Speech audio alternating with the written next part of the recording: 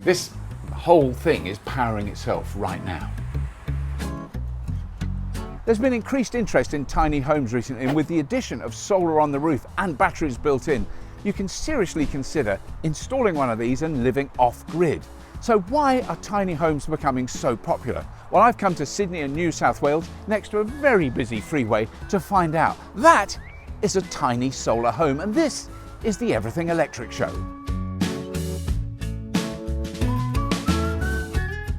Well, as you can see, it is a tiny home, but it doesn't feel tiny. It feels like a proper kitchen. This is amazing. Sink there. This I really love. This is a drawer dishwasher. I've never seen one of those. That is very cool. Oh, I like the opening and closing. Electric induction hob, electric oven, microwave there. Lovely cupboards up here that are really, really handy. Lighting. Air conditioning, because it's very hot today. The aircon's on. Oh, that's nice and cool. And that is just coming from the solar. Look at that, full size, massive fridge, proper big freezer down there.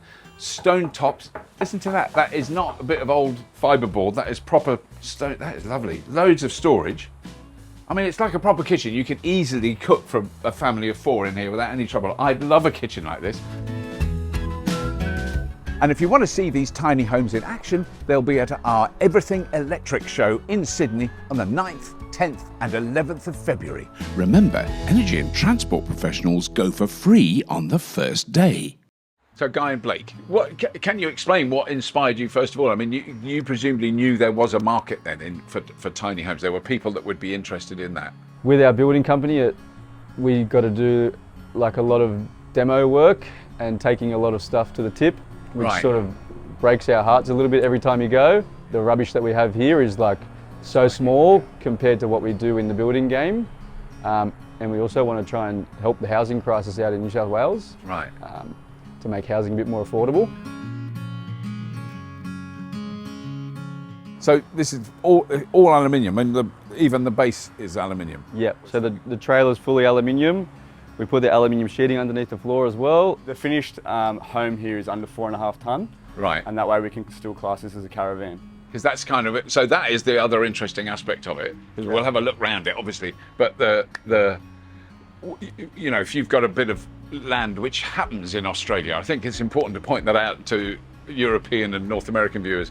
You know, my wife's always wanted to buy a block of land, she calls it, you know. Yeah. So that happens quite often. So if you've got a block of land or a big backyard that you can put something in, yeah, it's quite easy to install one of these. You don't have to get planning permission, or what's the law around it? So you can park a caravan anywhere on your block, same as a standard caravan. Right. In New South Wales, you're allowed to live in it with certain, if you're in certain applications. Right. You are allowed to rent it for a certain amount of days in New South Wales as well. But we give people the legislation and they can read it for themselves, because we don't want to make up rules and then they get in trouble. The whole thing is they can have a caravan anywhere in Australia.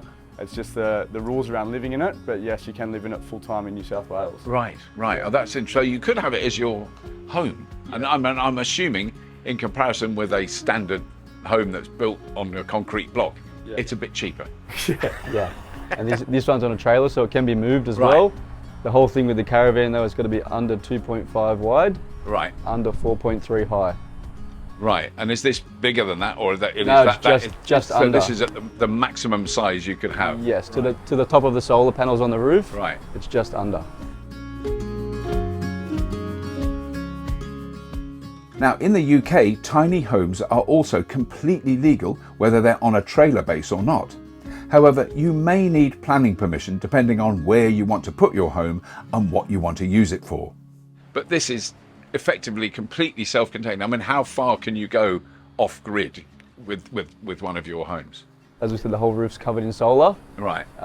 There's 2 batteries and an inverter in the front, with an option for a 3rd battery also. And then it has got a point to attach to either a power or a generator. Right. Just as backup for if it is cloudy for a week or whatever, like it's obviously going to run out then, but other than running off the generator potentially, yeah, you can live fully off-grid. And so the battery is running, the lights, is there air conditioning in them, or? Yeah.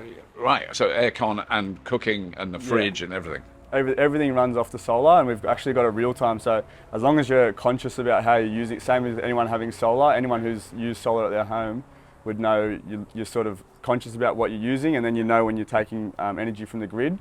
But I mean, the difference for our, certainly in Northern European viewers and people who live in the UK, you know, our experience of solar is, I think I want to, you know, emphasise how different it is in Australia. I mean, you do have more sunshine. Yes. It's just not fair. Like today, it's quite warm. Yes. And sunny, so it is. It's a different prospect. So, because what do you know? What the capacity you have on the roof? What? How much solar is? 3,500 watts, so 3.5 kilowatts. 3.5 kilowatts. So not massively enormous, but enough for a bit. Yeah. 6 kilowatt inverter. Right.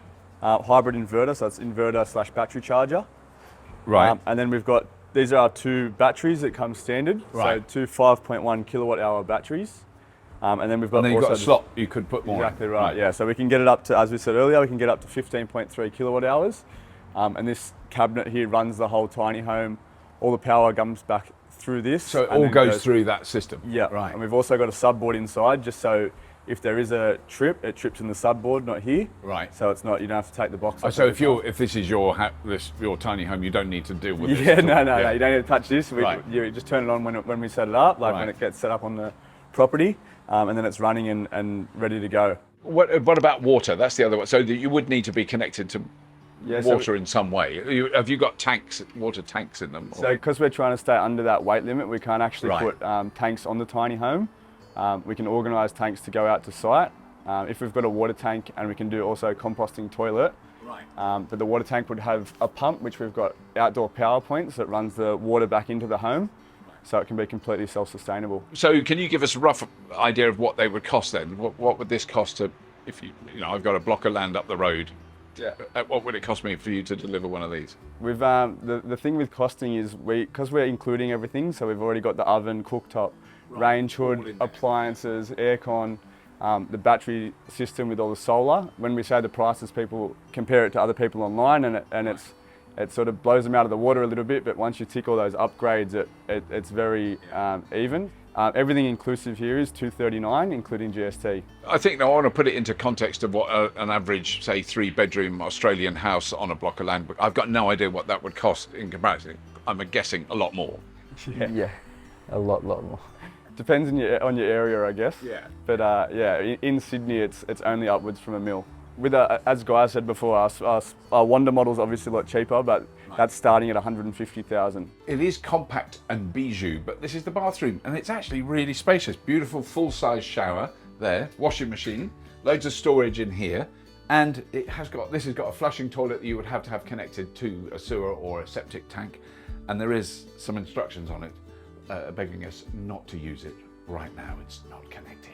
Some people might have a septic tank and we'll just have the toilet running to the septic and then the rest of it grey water. Or as Guy said, a composting toilet, and we can have grey water. Or if they've got a sewer, if it's going to someone's house, we can put everything straight to sewer, or however you like. Yeah. So then it's just like a regular house in that case. But because I like a composting toilet, but it is a bit of a challenge. It's Yes. it's an extra step. Yeah. Some people are less than comfortable with it. So I'm very tempted to live in one of these. You know, it's just that idea of shrinking everything down so you're not lumbered with a load of possessions. You live a really minimalist life. You use the smallest amount of energy possible. This is made really, really feasible by these tiny homes. I think they're absolutely fascinating what they're doing here. Anyway, that's all we've got time for. Please do subscribe to the show. Do tell your friends about it. And as always, if you have been, thank you for watching.